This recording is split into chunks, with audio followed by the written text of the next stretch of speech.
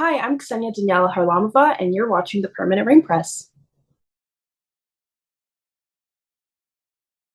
Hi everyone, it's Chloe with the Permanent Rain Press. Today I'm so happy to be joined by Ksenia Daniela Kharlamova. How are you? I'm good. How are you? I'm good. Thank you so much for asking and thank you for being here during the holidays. I'm so excited to chat with you about your work as Svetlana in Heated Rivalry. But to start off, what can you share about your background in the arts and what sparked that passion in you? Yeah, I started off, I guess, in entertainment when I was around 11 years old in Toronto because I started doing background work, like being an extra in TV shows and movies. And I thought it was really, really fun. Before that, I did theater. My mom does theater or did theater in Russia. And um, I would just like observe her and I thought it was really fun. But at 11, I started like in the entertainment industry here. And I actually always wanted to be a cinematographer. I thought it was really cool. I always wanted to like operate the camera and like direct stuff. But I ended up getting signed to an agency when I was around 16. And then from there, I just started acting full time. So yeah. I mean, in terms of being behind the scenes, never say never. I know you answered on an Yeah. Instagram story that you would love to, direct and write, and I'm sure being a part of a couple of cool projects now where you were recurring or a lead, it teaches you so much because you can watch Mhm. how people work behind the camera and pick up those little intricacies. You mentioned theater. You are trained in dance and theater, so tell me about your history in these facets of the arts and how they've added to your skill set. I just really love watching theater. I really love just like the whole performance aspect. I don't know if I would, I no, I'm not gonna say I don't know if I would. I do want to eventually go back and like fully be in a play as an adult, but it's just, I don't know, it's just really intimidating for some reason. Like I don't know if people think that like being on camera is intimidating.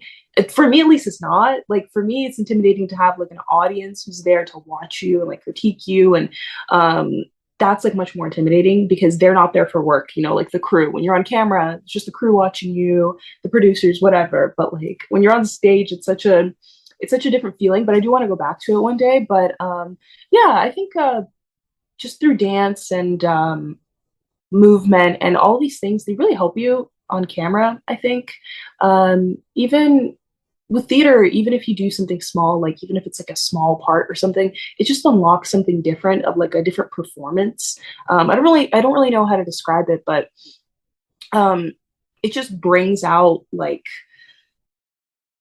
a bigger you but a bigger version of you, if that makes sense, like whenever you're on stage. And yeah, translating that to camera has been really fun. I mean, with theater, it's like one take, right? So I Yeah. think what you said is completely true because you have to act with your face and your voice in order to fill the room. And I Mhm. hope you do get to go back to theater in the future. Correct me if I'm wrong, but I also read you did Russian circus training at some I point in your did. life. I did. Yeah. When I lived in Russia, I did circus training. It was really, really fun. I'm not flexible anymore. I can't do those things, but I think it does help with just like a like motion on camera. Even I think something like that, even if you did it for a little while, it helps with that like physical performance aspect, if that makes any sense. But yeah, I can't do any tricks or anything like that. I'm not flexible anymore. We won't be seeing you on Cirque du Soleil's tour No. anytime soon. I mean, it is cool to have all of that experience and then coming over to Canada and like you said, seeing that translate to your acting on screen. When did you decide to model and be in front of the camera in a slightly different format? What do you enjoy about modeling? um it was never something I was like looking to do, if that makes any sense. It kind of just happened. I had like a mutual friend who wanted to do an ad together through their agency, and they reached out and their agency was like, "Oh, like is your friend signed?"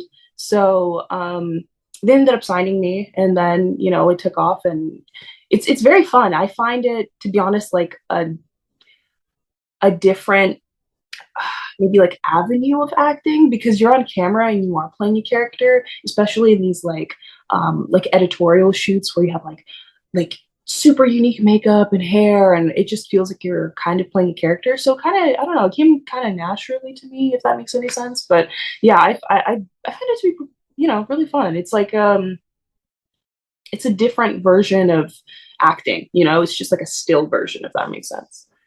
And you posted a picture of your Roots campaign, and getting to see it at a storefront must have been so surreal for you. Yeah, it was really funny because actually when I was shooting that Roots campaign, um, I was so incredibly sick. I I came to set without sleeping because I was so sick the entire night and my voice was gone. I sounded so scary and I was just like so pale. Like all the blood looked like it drained out of me. And I was like, there's no way they're going to use my pictures out of all the other models. Because there was a few other models there. I don't know. I guess it still looked fine on camera. It didn't translate that I was like ghostly and like super sick. But yeah, it was honestly such a surreal experience, just like seeing yourself. Yeah. I mean, I'm sure it's one of those things where you're your own worst critic in that moment, and they clearly loved your look. Do you have a favorite shoot that you've been a part of so far, whether it's, something you got to wear, the team behind it? Because I'm sure it's always fun to get to work with, different stylists and embody different characters, like you said. Oh, I've had so many fun ones. I think my favorite one was probably I have two. There was one where I was wearing a leather corset almost. This designer makes these like leather, these beautiful leather like pieces that are molded to the body. And it wasn't molded to my body. It was molded to someone who's a similar size to me, and I got to wear that one. Um, and it looked beautiful on camera. So probably that one, and one that I did really early on, which was Fashion Mag Canada. It was like a sustainability piece, and all the clothing was like sustainable or um, made by small designers, and I really liked that. The pieces in that were so unique. It's always nice to kind of build this collection and you can look back on and be like, oh, I remember that moment in this Yeah. shoot. Speaking about the arts and everything else you've been involved with, you and your friend Sierra have a podcast, the Yeah. Pretenders podcast. Tell me about this endeavor and getting to create and gab with a close friend. So Sierra and I have known each other for quite a long time. We actually met doing background work in like 2018, 19, I think, maybe even earlier actually. And we got on really well. And we don't live in the same city. We live like an hour and a half apart. So we would FaceTime a lot and we would FaceTime and play video games for like hours on end when we were teenagers. Um, like literally like for 8 hours a day sometimes. It was pretty crazy. But yeah, we would talk about like so many different things. And then one day I was just like, why don't we like record this and post it on the internet? Like we're talking for this long anyway. We might as well just we might as well post it and see if anyone else, feels the same way or like, can connect to it. And yeah, we decided to start it last year. And yeah, it's just a fun thing we do, honestly. It's been a lot of fun. Another project that you were a part of, you starred as Much in Global and Stack TV's Robyn Hood. What did your character mean to you and getting to be a part of this reimagining of a legendary character? It was so fun, honestly, because that was my first like series regular where I was on set, like every day for like 2.5, 3 months, and it was just such a journey. It was such a learning experience. I love that character. She's so tough, but she's so vulnerable inside. And I remember having so much fun just building that character. Like I remember thinking, like, okay, so how would how would it look like when she's more vulnerable? So my voice would become a little lighter, and then when Much was cornered or um, feeling maybe like scared or threatened, her voice would get deeper, and just like the movement aspect of it, you know, because she was someone who has ADHD, and it was like hinted towards that maybe she uses alcohol to cope with that. And, you know, she's like one of the younger ones of the group, and all of these things put together, and her being her being a queer woman too. It was just all these things put together.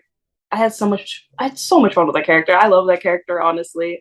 I thought the show was honestly ahead of its time. I wish we got another season, but you know, that's just how the cookie crumbles. It just, you know, that's it it didn't happen, but I still had so much fun. I made like lifelong friends on that. So yeah.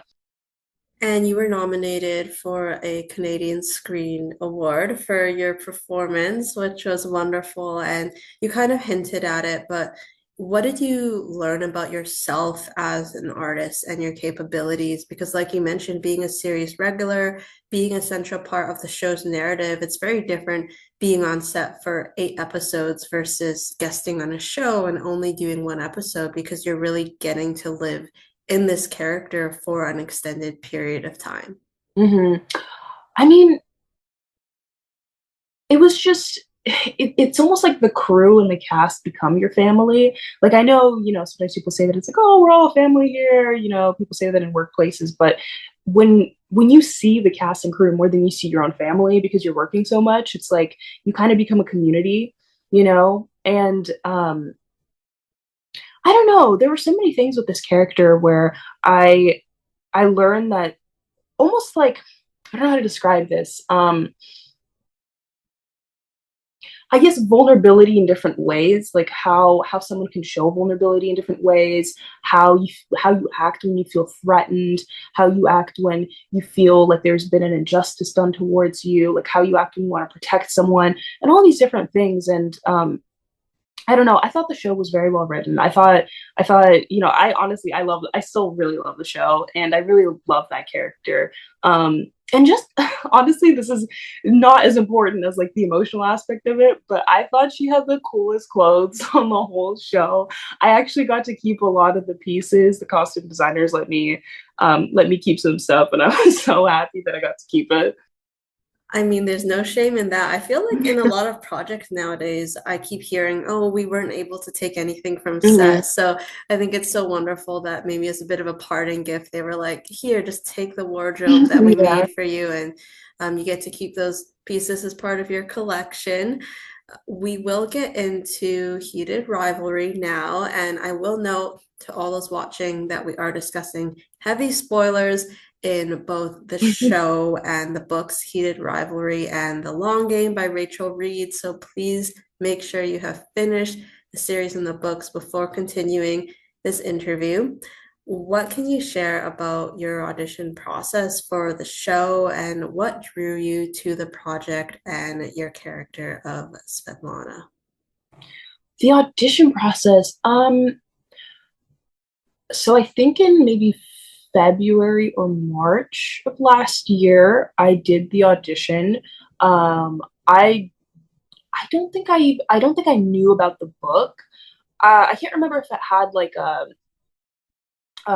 different title, because it's a lot of the time shows have different titles before they're made, like while they're in production, so people don't like leak details or whatever. But I think it was just called Heated Rivalry. And um I didn't search up the book. I don't think I knew that it was a book. I just really liked the character. I thought she was like so strong and confident, and I really liked that. But yeah, I auditioned in February or March, and I didn't hear anything until April, yeah, like right before we started shooting. I got an email, and it was like, oh, you have a callback for HR. And I'm like, what's HR? And I'm thinking of like the auditions I've had in like the last like 2 weeks. I'm like, what is that? And then I scroll back up, and I'm like, oh, it's this. Because it was like months afterwards, so I completely forgot about it. And they're like, they would love for you to do a callback on Zoom. And I was like, okay, cool. And they're like, okay, but you have to learn you have to learn this like 4 or 5 page scene in English and in Russian. And I was like, okay. I was like, okay, cool. And I learned that. It was, you know, it was easy. it was easier than I thought because um, now that I live by myself and I don't live with my family, I don't speak Russian every day, right? So I was like, I did think it was going to be harder to memorize, but um, in Russian Sunday school that I used to go to as a kid, you actually would have to memorize poems like all the time. So that I guess that was still like kind of active in my brain. So I kind of memorized the script like a poem. It had like a fluidity to it that was much easier for me to memorize than I thought it would be. So yeah, I memorized both English and Russian version, and I did the callback. And I remember during the callback, I did the English version, and then one of the casting directors over Zoom, her internet cut out and I was like, oh no, because I remember I was doing the audition and I'm done with the scene and there's just silence for like 30 seconds. I'm like, oh, was it that bad? I was like, oh, I bombed. Okay, cool. We're not gonna say anything. And then the other casting director turns her mic on and she's like, oh my God, we're so sorry. Like, one of our offices, like the Wi-Fi cut out. I was like, okay, cool. I didn't do that bad. And while they were fixing the Wi-Fi, they were telling me about how like they cast like these like super good looking guys and how the show's gonna look so good. And I was like, oh, okay, I feel like if they're telling me these details, they must have liked something. So they get their Wi-Fi back on, and then I do I do the scene in Russian, and they were like, okay, great, da da da da, and then I didn't hear again for like maybe a week or two, like right before we started filming, essentially, like a week before, and yeah, and then I was on the show. It's always a story when you kind of think back, but luckily it had a happy ending for you. Just to confirm, was that the scene with Svetlana, Ilya, and Sasha that Yes, in the bathroom. did you have to do chemistry reads with anyone, or was it just that scene that they wanted to see how you did? No, I didn't actually do any chemistry reads. Yeah. The chemistry, I guess, just like with all of us, came kind of naturally because everyone's very friendly, like Connor and Hudson and the rest of the cast, all very nice, friendly, like humble people. Like there were no egos or anything, like no one wanted to like steal the scene or take it over, or, everyone was just like on an even playing field. And yeah, I think just the chemistry just came naturally.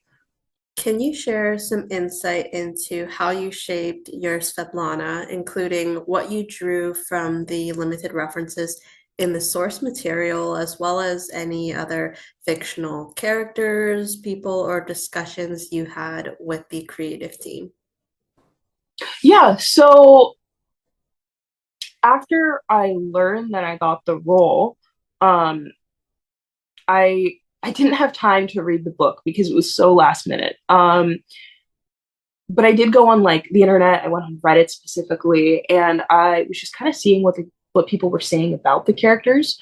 Um, and to be honest, the writing in the show is so good that it kind of like as I'm reading the words, I kind of become the character, if that makes sense, because she's so confident and she knows who she is, and um, she's not a hard ass, but she's honest without being like arrogant or mean about it, especially spoiler, but in episode 5 when she's like, um, you know, I hope Jade knows how lucky he is. She doesn't force him to say anything, but she says it like, I know, but it's okay. Like you don't have to tell me. Like you don't have to directly tell me I know. And I really like that about the character. And I thought the writing, I just kind of drew from the writing and became like, I guess, a more even confident version of myself. And yeah, it was honestly, to be honest, like the writing just kind of made that come out. When you were in character with respect to like her movement and mannerisms, taking from like past projects, like how did you carry yourself as Svetlana on screen? I guess I've never really played a character like her because I've always played younger or like a little more boyish characters, a little more like masculine energy characters or just very young characters. So I've never had to play like an adult sensual woman. And I was very happy to do that. And I thought the character was a lot like myself. Of course, I'm not confident 24/7, but like, there's just that like undercurrent of like, yeah, she's a grown woman and she knows herself, and I really like that. And the movement, the movement, to be honest, when I was watching the show, I was like, oh, I really think it was mainly because I was wearing heels. When you wear heels, there's just kind of like this energy that comes out. I don't know if you've ever felt that you just put some heels on, you put a dress on, you're like, you start moving different. You're like, oh, like you don't really have to do anything. It just comes out, but yeah, probably the wardrobe and the makeup, and just once I was like, all dolled up as Svetlana, I was just kind of like, oh, this is the character. It just kind of came out. We won't talk too much about her past because I know it is up in the air. With the second season, fingers crossed that we do get to explore that more. But I just have to say, like, what's really interesting to me about your character is I imagine she grew up quite privileged in a sense, but she is still sharp and ambitious. It's like the definition of like beauty and brains. So I love that we kind of got to see these sides of her in the first season. If you're comfortable, can you tell me a bit more about your personal heritage and cultural background? Because I know Russian is your first language. You mentioned you don't speak it every day anymore, but it did serve your character well in the show. I mean, when I got the audition, I was just really excited because I saw that the character speaks Russian, and I was like, "Oh my God, finally, I get to do something!" Like I actually get to like speak the language because it's not very common that I guess like someone like me who looks like me would get the audition for like a Russian speaking character. Um, but yeah, I'm half Russian and I am half Trini. My father's from Trinidad and Tobago, my mother's from Russia, and I guess just growing up with Russian heritage as being as like a mixed race person is a little bit different because even online sometimes I see things that's like, oh, but she doesn't look like a Russian person, or she doesn't, we don't look like this. But it's like, first of all, I always bring this up. Russia has like one of the most it's one of the countries with the most amount of different ethnic groups. Like there's people there that look so vastly different because it's just such a huge country. Like no one's gonna look the same from every single region. We have so many different like cultures there, and it's so beautiful. And I feel like in Western media, it's always only like one type of culture that gets represented.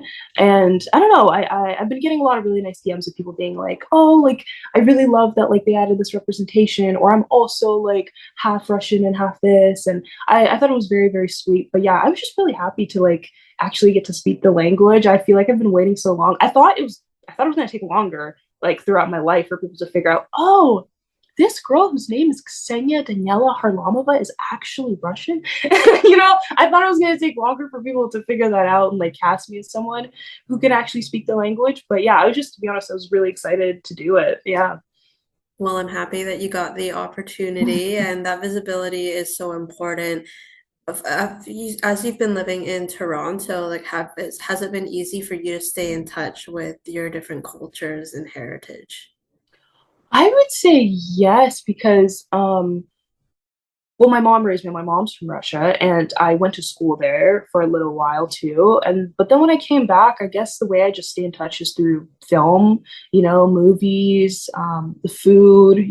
There's a very good Russian grocery store in North York called Yummy Market, and there's a bunch of different I guess Slavic food, Eastern European food there, and I guess their food and music too. I really like the music, like older music, newer music. But yeah, mainly through film and TV.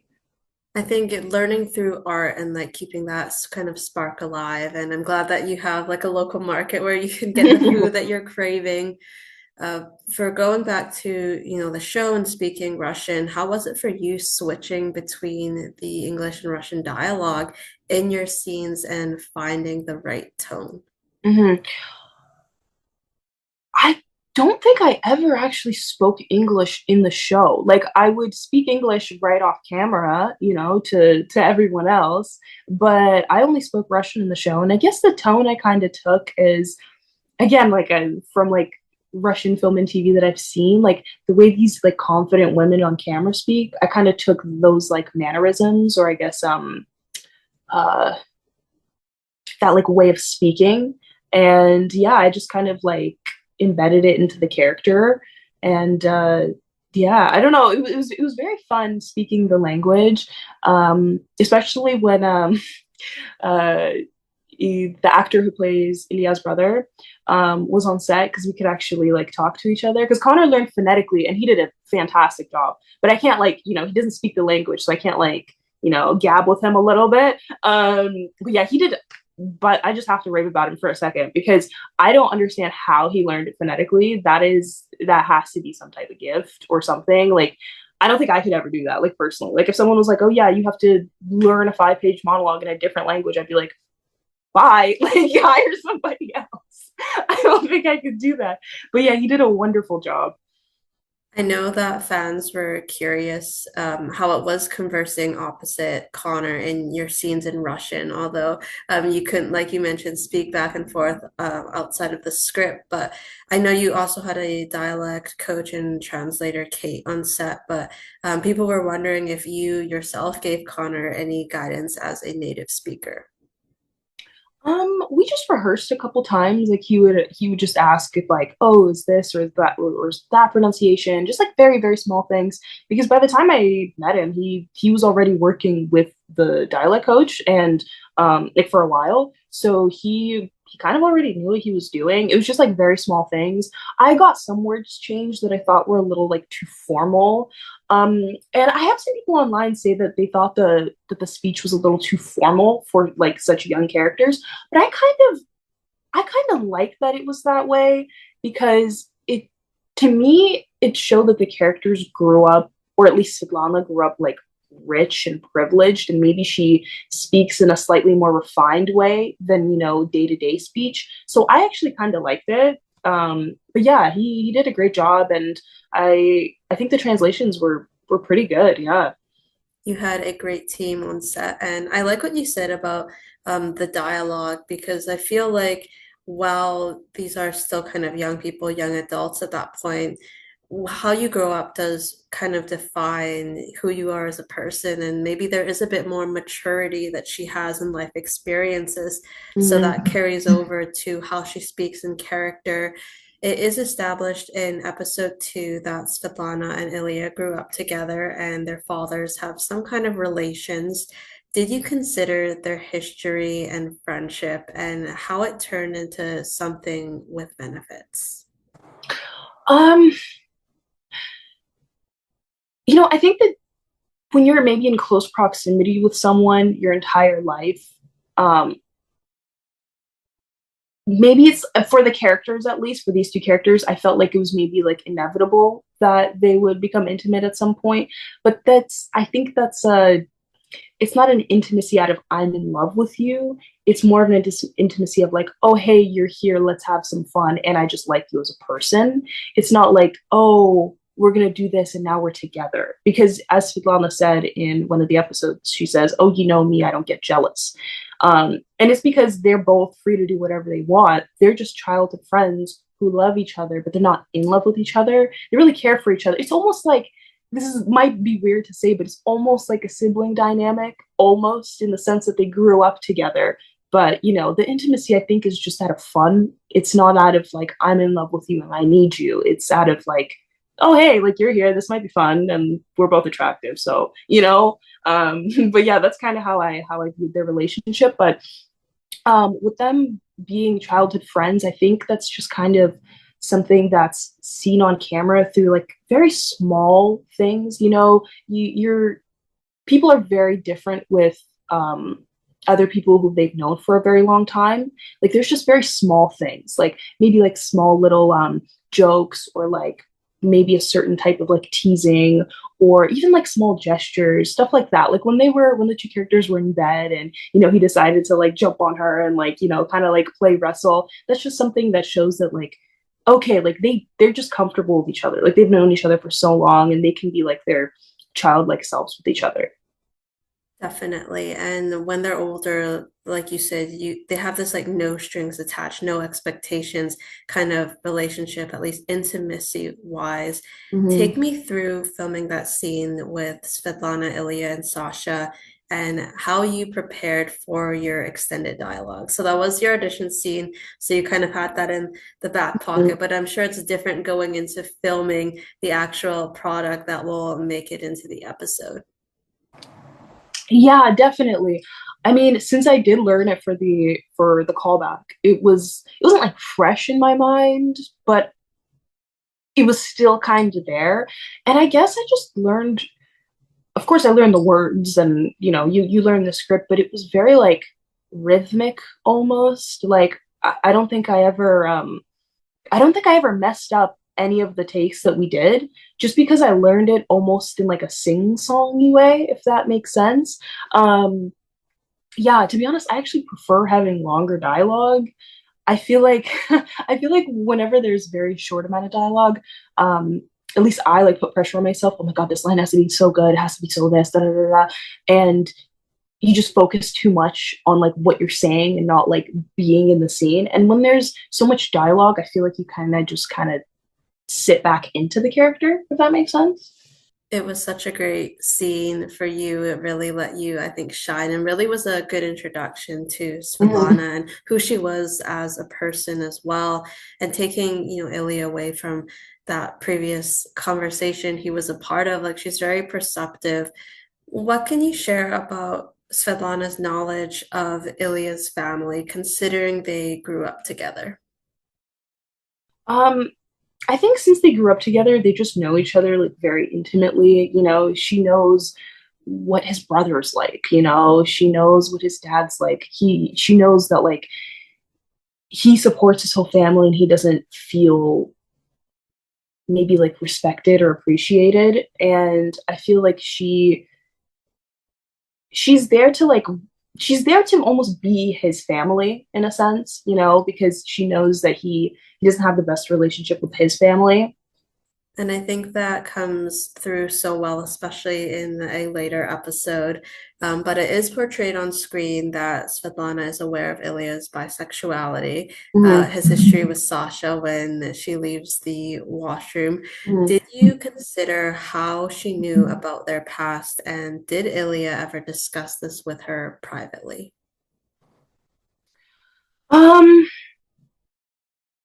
I think that's up to I don't know if the writers are going to do anything with that in the next season, but to me it just kind of seemed like if you know someone for a very long time, you kind of just pick things up about them. I had a friend actually who um he's bisexual, but he didn't have to come out to any of us or our friends. We just kind of knew, like and I feel like a lot of the times it's like that with very close friends or people who've grown up together. It's just you don't need to say anything, you just kind of know. And in a country where they're from, like Russia, where it is kind of looked down upon, in a sense, it can be very scary. So, like you mentioned, just Mm-hmm. their closeness and being around each other. And she obviously accepts him for who he is. Where did you film those gala scenes? Because it looked like some kind of grand mansion, such a beautiful Yeah. interior. It must have been a fun day on set, that one. Yeah, oh, it was so fun. I remember getting this like random address in the call sheet and I'm like, where is this? Because I kind of always assumed that they were going to like build the set for it. But they actually found a location that was like so beautiful and grand and it was like so close to the city. Um but yeah, I remember walking in there, and then when all the background came in with like their beautiful tuxes and their dresses, and then when it got dark and the huge chandelier turned on, and I was like, "What is this? Like, are we literally in a palace?" It was so stunning. Um, yeah, it was just so opulent. I didn't think they were gonna find somewhere like that so close to the city, and they did, and it was stunning. I felt like I was in like a James Bond film or something. I mean, you got to get all glammed up as well with the hair and the dress for that scene. There was a still released of Shane and Rose and Svetlana and Ilya, which was said to be from episode 4. We Yeah. never got to see this scene play out. So, can Mhm. you share some insight into it and what viewers didn't get to see with this interaction on the dance floor? So there was never a scene with all four of them together.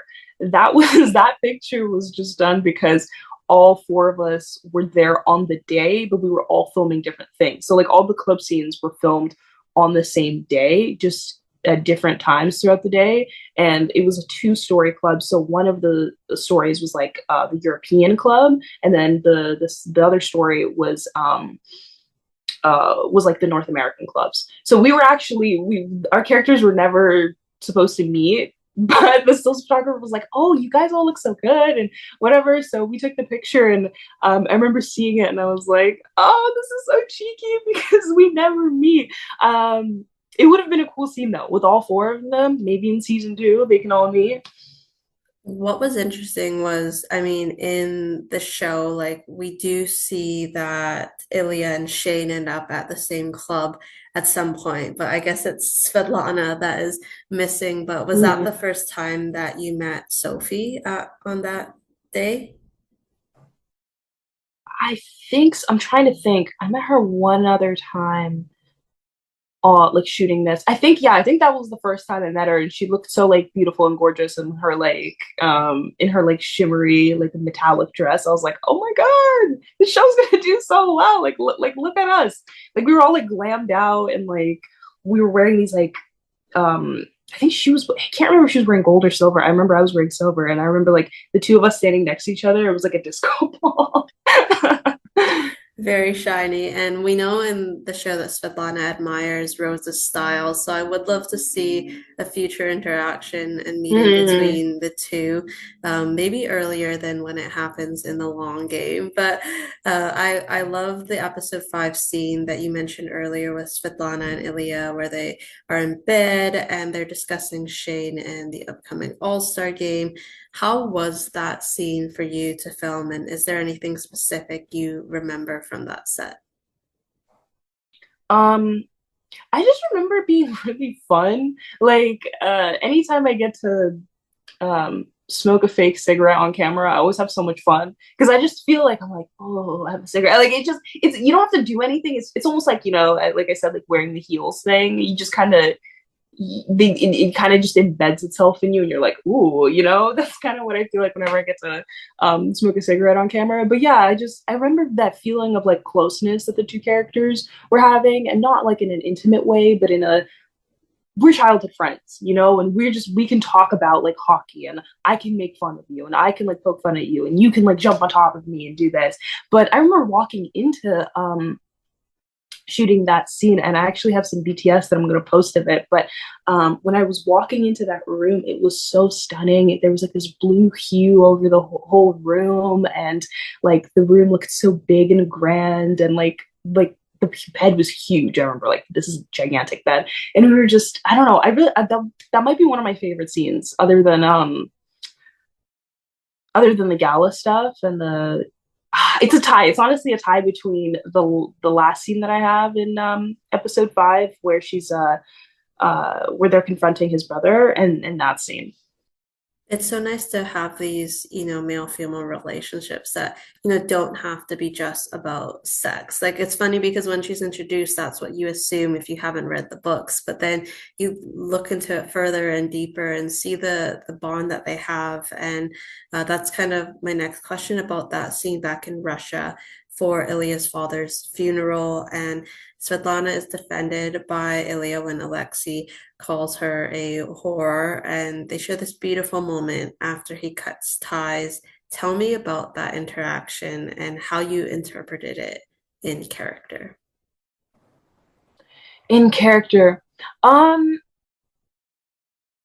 I think that scene, it just comes after, or I guess that moment in Ilya's life, it comes after just so much like maybe like not repressing himself, but repressing himself publicly and dealing with his family. And then, the death of his father and his brothers, this like coked up guy who won't stop asking for money and, like almost like extorting him. and just all these things culminating together on top of like, his slightly strained relationship with Shane at that point, because he was seeing Rose. I think it was just like everything just comes together, and he just blew up, and he blew up at his brother. And it kind of made sense. I thought it was like that was the only thing that could happen, like you can only push and prod and repress so much until you just explode. And I love that scene. That was actually the first scene I filmed with all of them. And I think it was the first scene for Slavic, who plays Alexei. But yeah, I remember it was one of the first days of filming, and I remember thinking like, oh my god, these actors are so strong. And yeah, I thought it was such a great scene, and it was written so well, because again, like sometimes that just happens. Like there's nothing, like you can't control yourself any longer, even though it's his father's funeral, and even though like his dad just died, and all these things, it doesn't matter. It just had to come out, and I thought it showed that really well, and Connor played that really well. I know you also gave flowers to Slavic on social media for his work in that scene, like the punchable face Yeah. of the brother. But for Svetlana, it was such a beautiful moment when they're talking and it's like, I don't deserve you. She says, yes, you do, but you don't want me. So in character, having her close friend stand up for her like that, like how do you think she felt in that moment? I mean, to be honest, I think she liked that Ilya kind of he blew up at Alexei. I think she actually kind of liked that, because she's seen how much his family like weighs on him. And I think that's why in character I never like uncrossed my arms, because I was like, he's gonna handle it. Like he can handle himself, and this is like almost cathartic, and he has to do this. Like I'm not gonna get in between and be like, oh my god, stop. Like it has to happen, because his family like essentially did this to him, and like made him made him feel all those things, especially his brother. But um yeah, I really enjoyed that scene. I think Slavic did a really good job as well. I remember because I come into the scene later, and we didn't like cut while we were filming. Like it's the scene started off with the two of them walking out and being in that like little corridor in the back, and then I would have to wait until it was my time to come in, and I would come in, and I remember as they were arguing, I felt like actual like anxiety. Like like when your family argues, you just kind of like you feel that like the tension inside almost, and that's exactly what I felt and I'm sure that's exactly what they felt too. But yeah. When that heightened emotion is created in the room and then you walk in, you know that they're doing something right. But Mhm. I do love that you mentioned she never uncrossed her arms because she knew that Ilya would handle it and, Mhm. it wouldn't get to maybe be out of hand where she actually had to step in and do something. In your opinion, what are Svetlana's feelings for Ilya? Like, I know you mentioned a platonic friendship, but what does he mean to her, and what does she ultimately see in him and maybe his potential?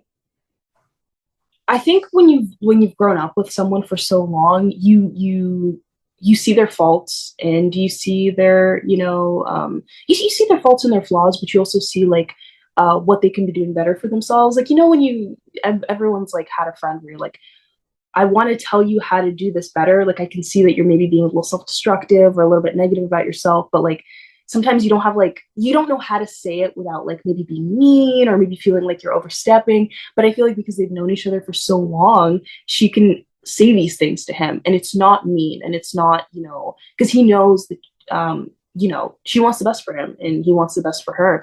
But yeah, I remember in episode 2 in the gala scene, there was the characters' fathers were talking, and one of the fathers says, "Oh, like look at how she's like walking with him or like leading him. Um, I wonder when they're finally going to get together or something. Like they've been doing that since they were kids." And I never interpreted that as like they're in love. It was just expectation that was almost put on them by their families that eventually they're going to get together because of their proximity. And get together, I mean, as in like, wedding bells and children and all that. But that's just not how it is for them. And I think, I've seen people say online, well, it's like, oh, well, then why do they hook up? And it's like, because that can mean different things to different people. It's not black or white. It's not black and white. It's just that's just how they feel about each other. They're best friends, and yeah, sometimes they occasionally hook up, but that doesn't negate the fact that they're still just best friends who grew up together since childhood. And I think this expectation that was put on them, they're like, oh, they have to get together at some point. I don't think so. And I've seen this online as well. I don't think she was ever the other woman. I saw this a couple times. I don't think she ever felt that way. She knew they both did whatever they wanted. They weren't officially together. Like, they weren't girlfriend and boyfriend, maybe to the outside world or maybe to their families, but not to them. So yeah. Essentially, they're on the same page in terms of how they view their relationship. Mm-hmm. Given what you said, in their fathers, like their family's expectations, do you think there was ever a point in time of them knowing each other where she saw or hoped for a romantic future together, even years back when they were younger and maybe when they first started getting intimate? Hmm. I don't know. That's a hard question to answer because I guess I've never played young Svetlana, so I don't know, and I don't know if the writers are going to do anything with that. But Svetlana, as she is now, I don't think she feels that way about him, and I think she knows who he is. And even like in the earlier episodes when they are younger, in like episode 2, she knows that he also likes men, and it's not a competition. Like that's why she brought Sasha. Is she literally says, "Oh, I have a surprise for you," and there's this like tall, beautiful man in the bathroom for him, so I don't think it was ever like oh, I I really want to get together with him, or oh, like I'm the other woman and he's with other people. I don't think it's ever like that. I think it's out of fun. She knows that he's texting Jane and knows that Ilya would think that Shane Hollander is gorgeous. In episode 5, it's revealed that she knows Jane is a man. In your opinion, does she have any idea that Jane is Shane? Like, has she made that connection? To me, like as as the person who played Svetlana, but also as a viewer, I thought, upon watching episode 5, I thought it was obvious that she knew that Jane was Shane, but she didn't want to say anything. I mean, Jane, Shane, Jane, come on. But also, she catches him so many times, like when he's watching that video of him doing yoga, she's like, oh, he's handsome, isn't he? And she kind of gives him a look and he immediately turns it off. And it's like, oh, why are you being defensive? Or like, why are you being defensive about this random guy who's supposed to be your rival and you're watching him on TV, Or when they're in bed and she goes, oh, he has such nice hands. And he goes, yeah, and he's so pretty. And, he goes, oh, yeah, if you think so. And she goes, really? Like, if I think so? Like, come on. Like, so I think it's like, she's smart. I think she's connected the dots. But again, like, I think it's almost like she wants him to open up. Like, she's not going to force him to ever say anything. I think I really love that about her character, where she doesn't want to push him. Like she knows what the right things to say are in that moment without going too far. Mm-hmm. Which was your personal favorite Shane and Ilya moment or scene in season 1 and why? Ooh, my favorite. I honestly have a couple. Um, my actual favorite is in episode 6. Can I say it?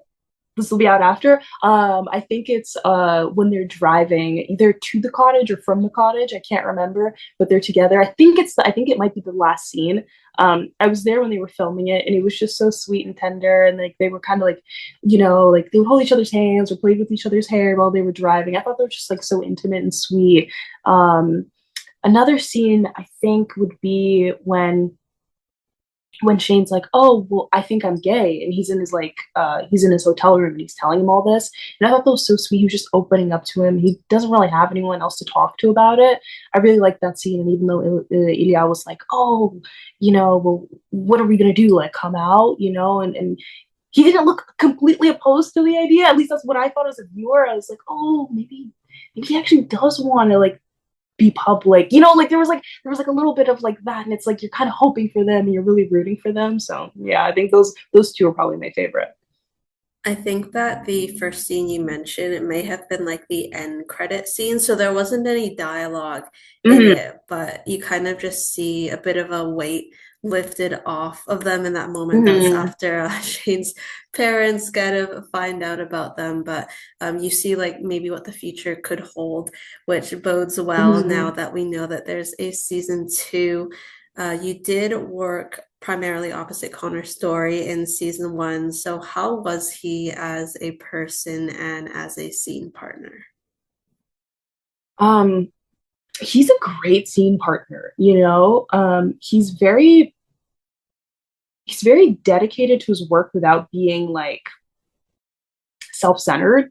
I've worked with some actors who, it's almost kind of hard to be around them off camera because they're like very serious. And I think, of course, like people take their work seriously, and I'm not saying it's a bad thing. It's just sometimes it can be a little heavy to be around that all day long, But he would kind of just like snap in and snap out of it. Like in the scene, he'd be this, and then he'd come out and da da da da da da. But he would always keep the Russian accent throughout the day, which I thought was good. I've worked with other actors who were doing a different accent throughout shooting, and they would also stay in it just because it kind of can get muddled in your mouth, like the two, if you keep switching in and out all day long. So it's better to stay in that all day. But yeah, it was funny because I guess a lot of people thought he was actually Russian while we were filming, like the crew.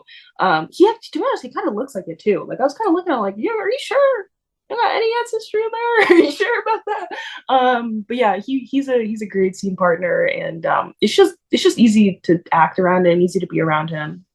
I believe it was Heated Rivalry Crave on TikTok that you filmed the TikTok when you were at the club and then you two ended up kind of dancing at the end. So who would win in that dance battle? Oh, I don't know because see, I said he was the best dancer. When they asked this on set, I said he was the best dancer, but now I'm like, what if it's me though? Like I don't know. Like I can't like I don't know. Like as the characters, I think Svetlana would win. As ourselves, maybe Connor. I don't know. I don't know. He's very physical. He's a very physical person.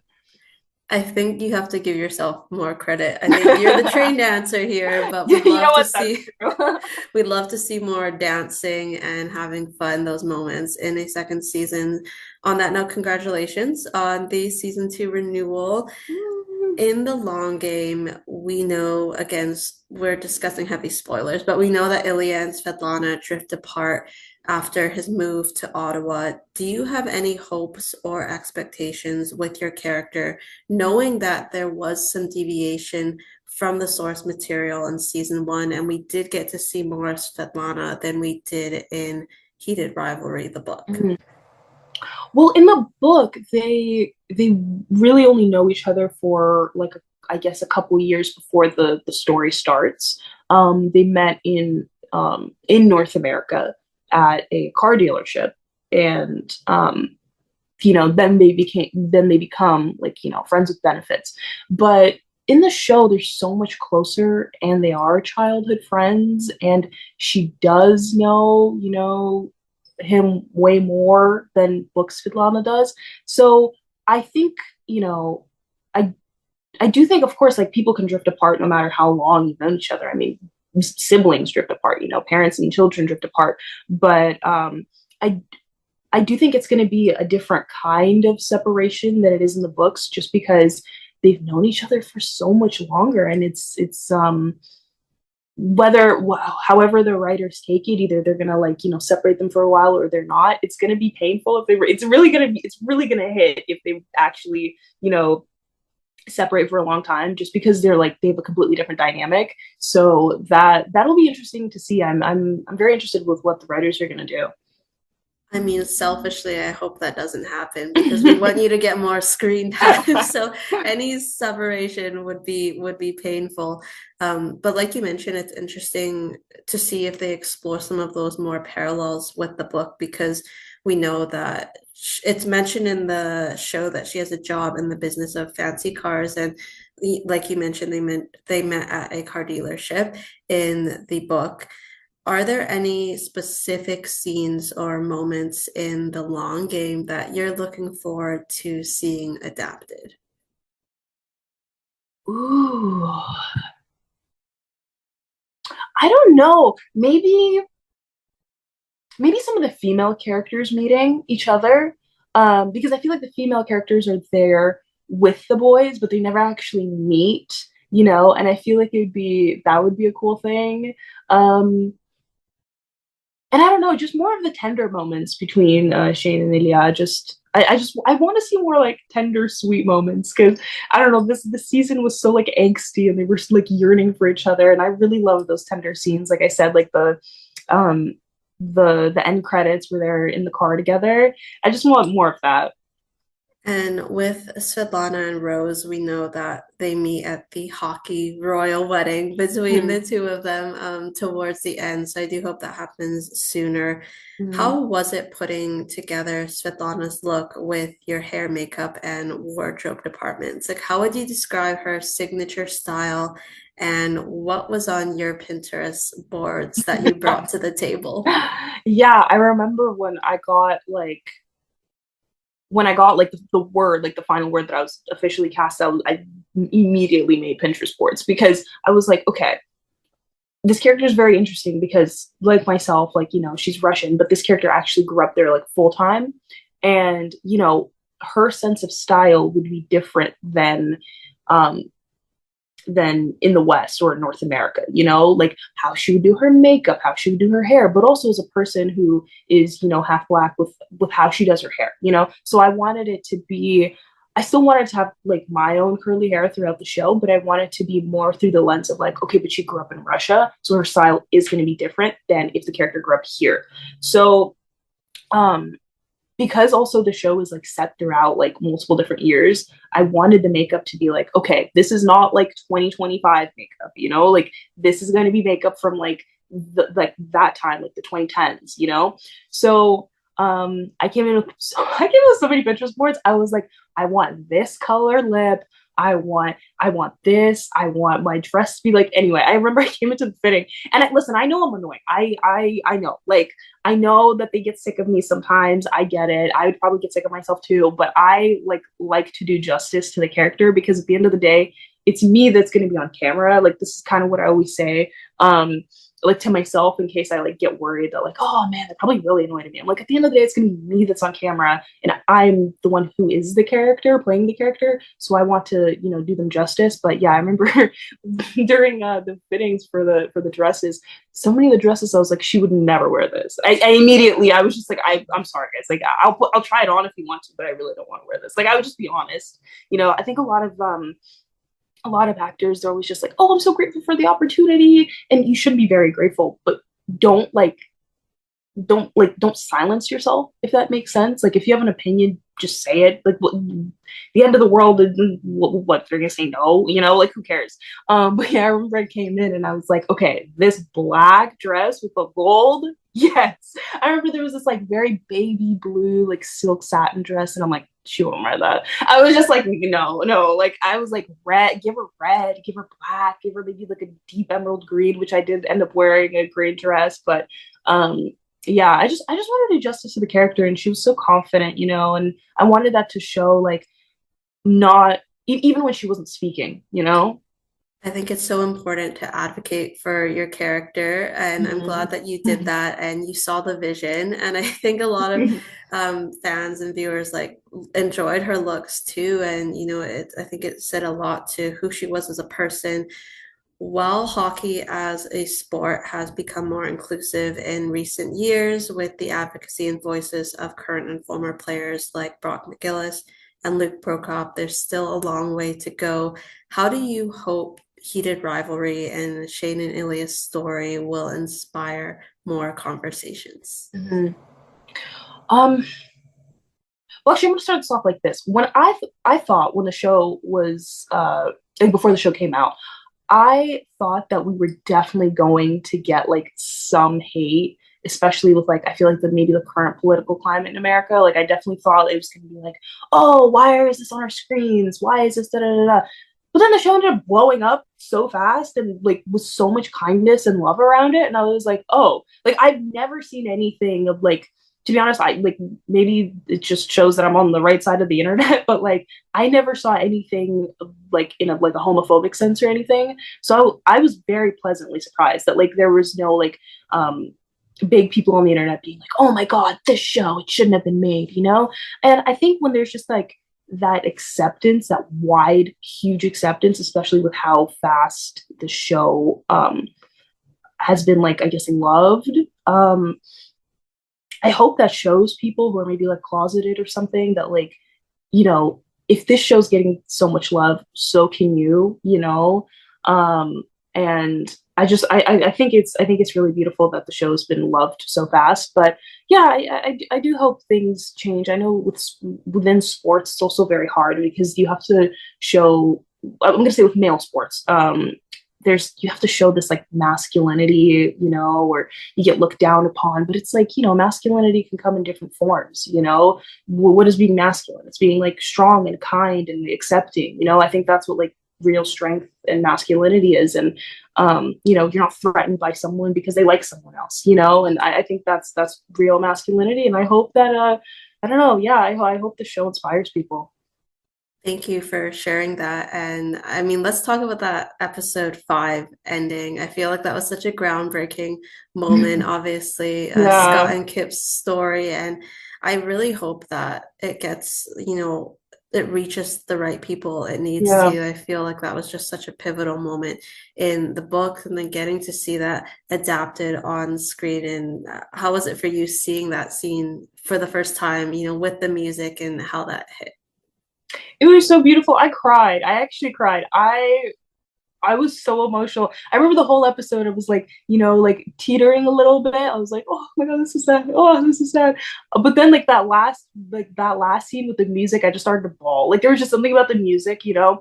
I was actually there when they filmed that scene. I was up in the bleachers. We were filming some stuff, like some social media stuff, and I remember looking down, like, wait, oh my god, like that's so cool.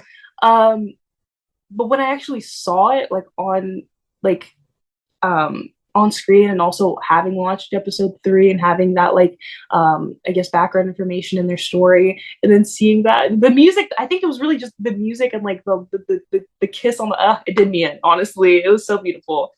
Big kudos to Robbie and Francois for Yeah. that moment. You mentioned social media. You're on X and TikTok, so you do see a Yeah. lot of the comments, and I'm assuming the edits. What has the fan support meant to you? And you mentioned the show blowing up so fast. Like, how have you been receiving all of the attention? It's been so wonderful. Like I said again, I did think there was going to be like, I did always think the show was going to do well, but I thought it was going to do well eventually, you know. Just because like we're Canadian production, mostly Canadian actors, Canadian director, Canadian, um, you know, the author's Canadian. So I thought it was going to take a little bit of more time to get to this size, and I don't know if I thought it would get this big ever. Like I did think it was going to do well, but not, you know, obviously this well. Is like the best, like genuinely like the best it can do. You know, with like especially with like episode 5 being tied with like Breaking Bad on the IMDb user rating for like the best at TV episode of all time. I was like, what's happening? Like I was like, I remember looking at my phone. I was like, what is actually happening?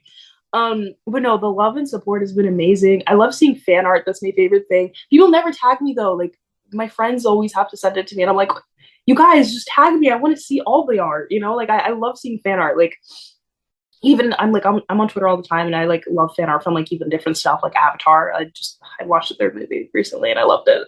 And I always love fan art, so I wish people would tag me more often. But yeah, the love has been so amazing. Like people are so kind, so kind, and people have been sending a lot of messages of like, oh, this has helped me, realize who I am, or oh, this has helped me, deal with like some grief in the family, or it's always beautiful to see this type of representation. It's just it's honestly beautiful to see how many different types of people and I guess communities this show has been positively affecting. So yeah.